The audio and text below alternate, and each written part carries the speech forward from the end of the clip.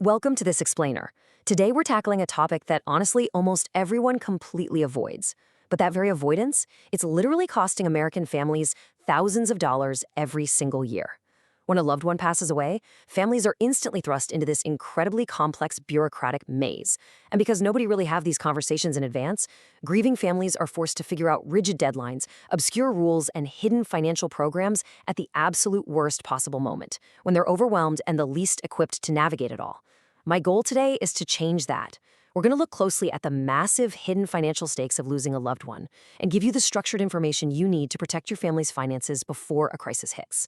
So let's start with a question that blindsides almost everyone. What actually happens to a Social Security check the month someone dies? Most people just assume, if their loved one was alive for even part of the month, they're entitled to keep that month's check to help cover final expenses. Makes sense, right? Well, that assumption is completely wrong, and acting on it can lead to massive financial headaches. Understanding how this specific system works is absolutely crucial. It's the first key to untangling this hidden handbook, because the government acts fast, and if you aren't prepared, you'll literally find funds disappearing directly out of your bank account without warning. Okay, let's dive into this. Here is our roadmap for today. We've neatly organized this complex, bureaucratic maze into 6 clear sections. We'll start with Social Security's hidden clawback, then move right into maximizing spousal survivor benefits.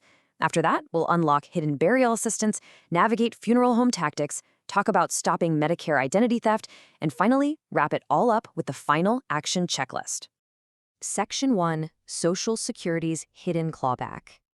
So here's the deal. Social Security actually pays in arrears. That means the check that arrives in November is really the payment for October. But here is the rigid, unyielding rule you really need to understand. A person must survive the entire month to keep that month's check.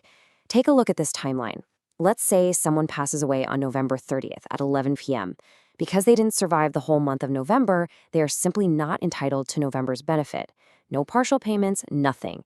When that payment inevitably arrives in December, it has to go back. In fact, banks are required to automatically return these funds to the SSA the second they learn of a death, and they usually do it instantly, often before the family even realizes what just happened. Now, what's really interesting about this slide is this specific form, SSA 1724.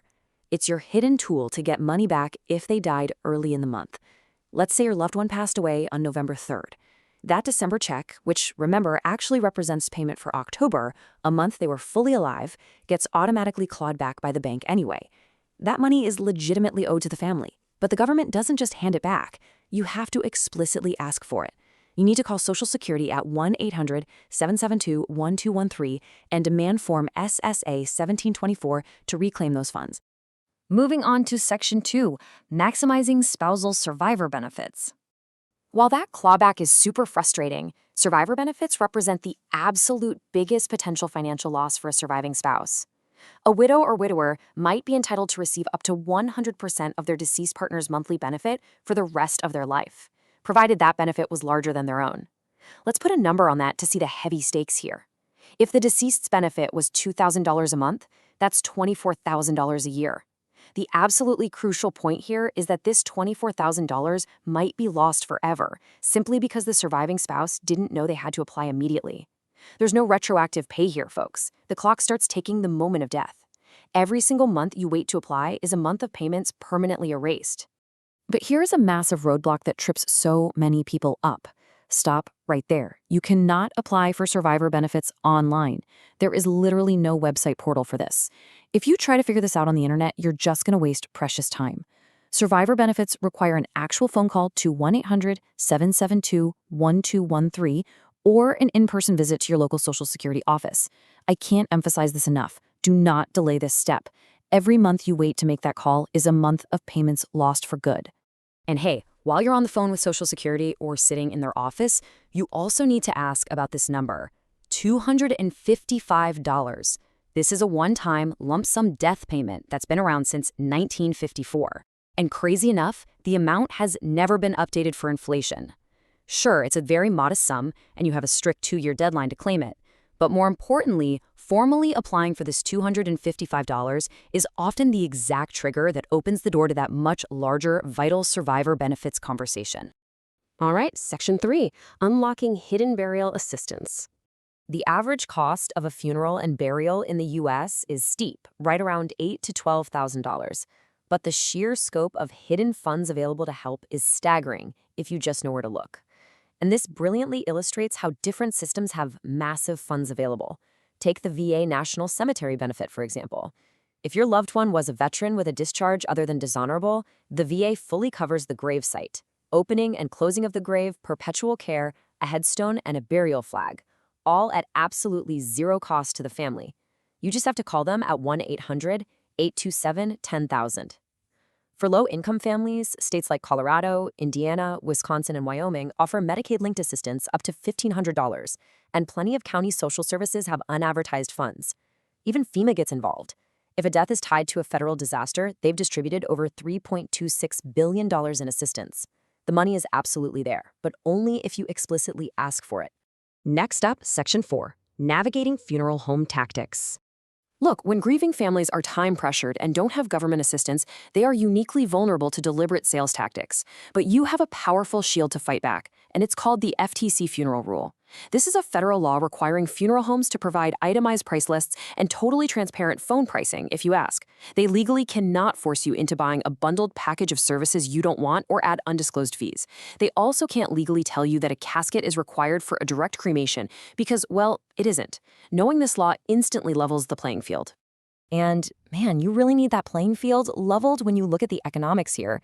This staggering reality, as you can see visually, is the markup on a casket purchased directly through a funeral home. We're talking at 200 to 500% markup above the wholesale price. It's wild. But again, the FTC Funeral Rule empowers you. You are legally entitled to purchase a casket from any outside source, like an online retailer, and the funeral home is federally mandated to accept it and use it. And no, they cannot charge you a handling fee for doing so. You also have total control over the type of service you choose. Just look at this stark financial disparity. A direct cremation, which doesn't include a viewing or a ceremony, typically runs between $700 and $2,000. Contrast that with an $8,000 to $12,000 price tag for a traditional funeral. The difference is huge. When you're sitting in that office, feeling overwhelmed by grief and pressured by sales tactics, I want you to just pause. Remember that absolutely nothing has to be decided in the first hour of grief. Ask for the itemized list in writing, go home, take a breath, and compare your options. Which brings us to Section 5, Stopping Medicare Identity Theft. Now, this is a high-stakes vulnerability that most families completely overlook.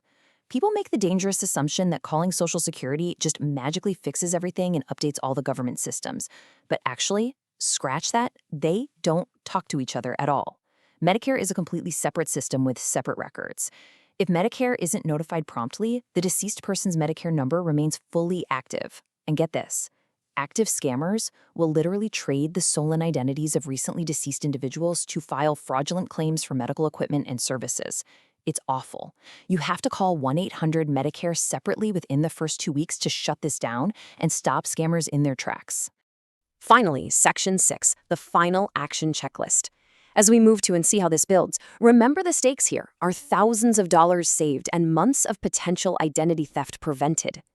We've covered a lot of ground today. Here is your empowering step-by-step guide. Honestly, take a screenshot of this checklist right now so you have it. First, call Social Security at 1-800-772-1213 ASAP to report the death. Second, ask about Form SSA 1724 for any return checks for a month they were fully alive. Third, apply for survivor benefits and that $255 lump sum offline, phone or in-person only. Fourth, if they were a veteran, call the VA at 1-800-827-1000 to claim your free burial benefits.